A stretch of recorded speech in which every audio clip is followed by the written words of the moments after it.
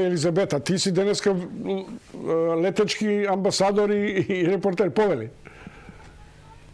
Добро утро, благодарам. Денеска се вклучуваме од Скопско Драчево. Тема на денешниот линк е пописот.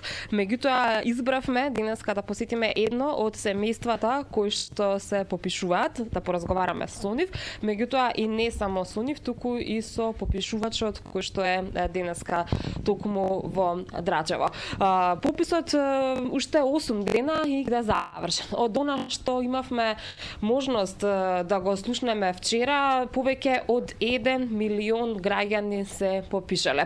Како се одвива пописот лично од еден од подпишувачите, ќе да знаеме во следните минути. Добар ден на сите и најнапред на семејството на Олгица и Ѓоре Димови. Ви благодарам што не примивте денес во вашата куќа. Може ли да ни кажете за почеток, се двумевте ли дали да го пуштите попишувачот дома? Не се двумевме. Пописот веќе трае од она што можев да го забележам. Имаше ли некои прашања што беа малку така по можеби не конкретни, дали беше све јасно и како одговаравте? Да, све ми беше јасно. И така да не се двумев за ништо.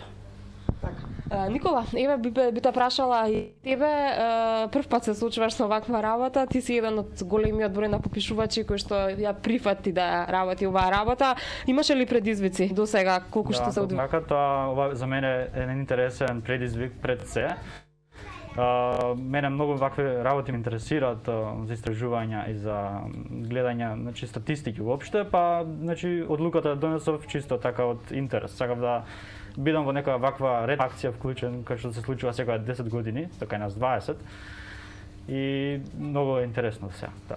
Има ли некои проблеми со кои што се случуваш до сега или можеби не проблем, туку и некоја интересна ситуација? Проблеми до сега нема, тука граѓаните барам во Драчево се сите добри, се тоа се одвива во еден супер тек, сосед до сосед, сите соработуваме заедно, нема никаков застој.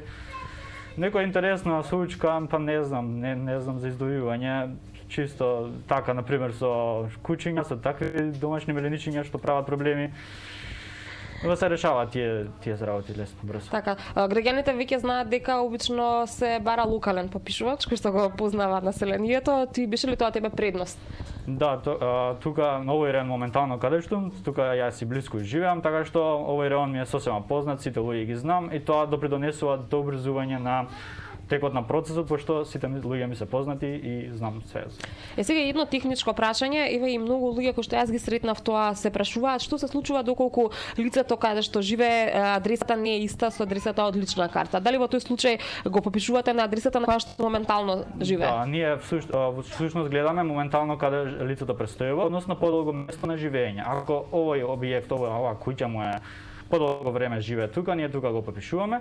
И со тоа ги решаваме тие проблеми. Да, време на пописот мора сите членови од домаќинството да бидат присутни или може еден или двајца да даваат информации за другите членови? Да, значи ние пред се бараме матични броеви за сите членови од семејството и доволно ни е еден член од семејството мора да биде, што најдобро го познава во случај ако тој има обврски. А ако не успееме да ги земеме сите информации, ќе се договориме за кога наредно да дојдеме, за истиот човек да ги даде точните податоци за неа. Се случували повеќе пати да тропнете на една иста врата, односно да не сакаат да ви отворат и да ве примат во домот? Во однос на тоа одбиен попис, до сега сум имал само една случка таква и тоа не беше со повеќе тропање, тоа со разговор, тој ми објасни дека не сака да биде попишан. За други дешавки се обично луѓето кои што не се дома, например ако имаат или некои миленичиња што не можам да ги добивам, ако ме лаат и такви работи. Другото, до сега не сум бил никако објем.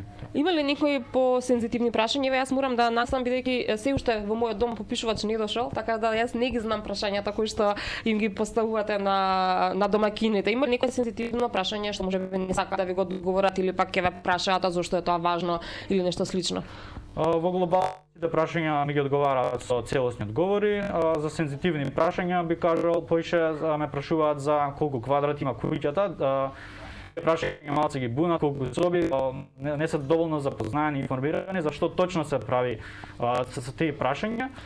И јас им ги одговарам и го средувам и тоа и се продолжуваме понатаму. Така, еве можеби прашање до домакините. Во време сме на пандемија, опасноста од ковидот не демне, се плашевте ли можеби дали да го примите попишувачот дома? Каков беше вашиот став? Не.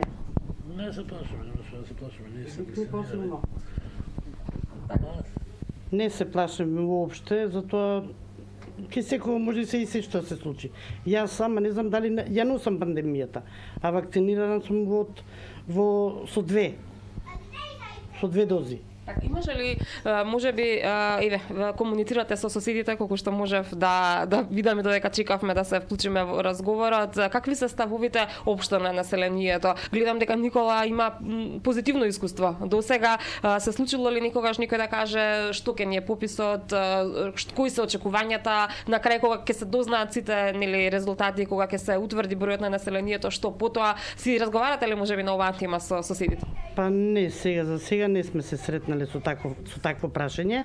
Значи секој си оди натака навака, немаме време. Не сме се виделе фактички. Се бркаат со секакви работи. Јас ќе ви заблагодарам што не примивте денес во вашиот дом, што бевте срдечни домаќини. Никола, тебе ќе те оставиме да си продолжиш со работата. Извинете што ве прекинавме на средина од вашата работа и секако се надеваме дека овие податоци кои што ќе ги добиеме од пописот ќе бидат од големо значење за нашето општество, за економијата, за развојот, за социјалата, здравството и се она останато. Студио,